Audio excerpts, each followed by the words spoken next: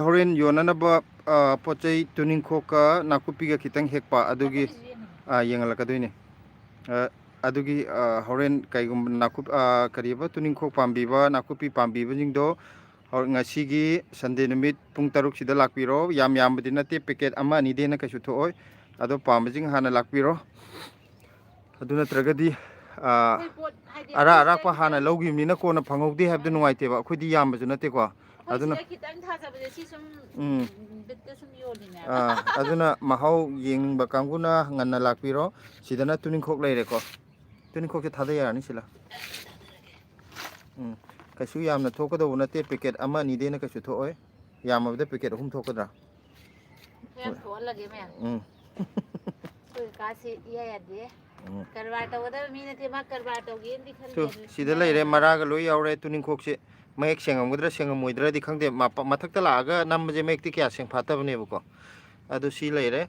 tuning khok sidu silamale adugi horen pung taruk he taba matamda kainoda aine gate number 2 aine market ki metro station aduga sondana nakupi leire nakupi yam phajabne aina ju yamna phajeng khan base nakupi amta ju man banate ko hek hek pagane thamije makhok te leba ka teiri je masai am nan ba haitare nakupi je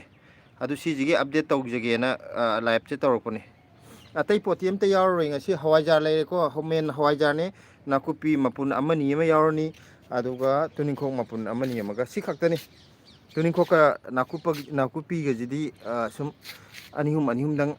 pusan je na tawune hawaijar do khaktani khare yamna kano tawde je aduna horen pung taruk taba matamda aine market ta lakpiro nakupi ga tuning khok ka pambaduna hana mangjona na lebiro natragadi aha lakpana logibani na akhoi aigi khakpiramde adu tawde habadu heta pharak taiba nungsiduna loi lakpani na amadana lawranu amadana law habadu pharak taidana ko aduna hana lakpa first come first haitare ne ko hana lakpa mina adum lawbi kano lawbiro aduna pung taruk tu matam chana lakpiro me si khaki haijage na mayam live se tawbirakpune adu live se loisalage yare na sila haidi kuina tawgado nate bako ngasi gi live sidi mayam da pot he khole horen amuk kan khangawdre khotre da hairak tana bana tawjabani adudi mayam loisalage ko thabak sem ta tawthokige